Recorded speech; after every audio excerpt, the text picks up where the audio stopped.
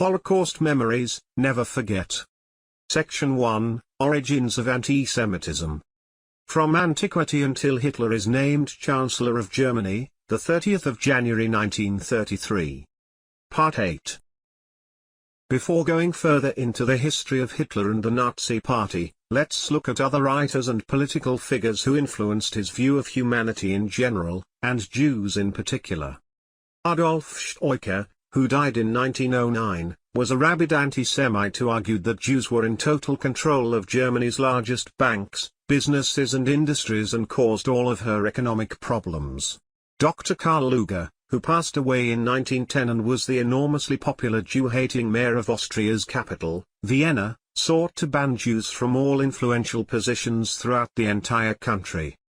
Lanz von Liebenfels, who died in 1954, was an ex-monk whose racist vitriol predicted a final victorious war by the Aryans over Jews. Eugen Düring, who passed away in 1921, shared Wilhelm Marr's opinion that the Aryan people would be destroyed by the Jews unless the Jews were removed from German society. And Georg von Schörnerer, who also died in 1921, was a strong proponent of Lebensraum, the forceful acquisition of lands needed for Germanic expansion and world dominance. One of the most striking elements in Hitler's view of humanity, which evolved during his early adult years studying the writings of these men and others bearing the same mindset, was the belief that genetic makeup was the strongest determining factor in a person's fate. To Hitler, the Germanic Aryan Nordic race was superior to all others, and he was convinced that only this group of people deserved to live, and to also control the earth. All the rest, Jews especially, but also the weak, infirm, homosexuals, genetically inferior people, those he felt didn't deserve to live anymore, and anyone unwilling or unable to fight for survival, must be destroyed as quickly as possible to make room for the Aryan race.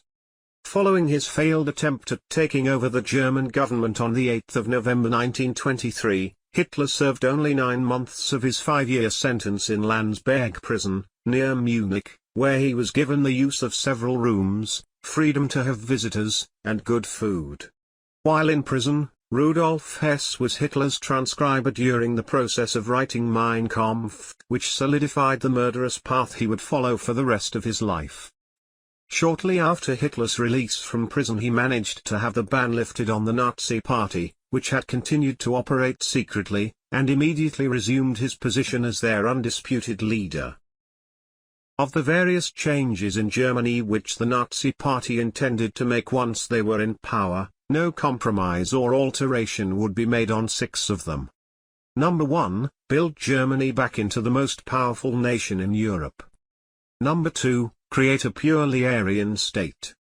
Number 3, rebuild a large, highly trained military that no nation would dare challenge. Number 4, institute a policy called Lebensraum, the forceful acquisition of lands surrounding Germany currently populated by Untermenschen, people considered to be less than human, and move ethnic Germans into the land and take over the vacant property and homes. Number 5, kill or force into slave labor all Untermenschen found in conquered lands. And number 6, totally annihilate all Jews.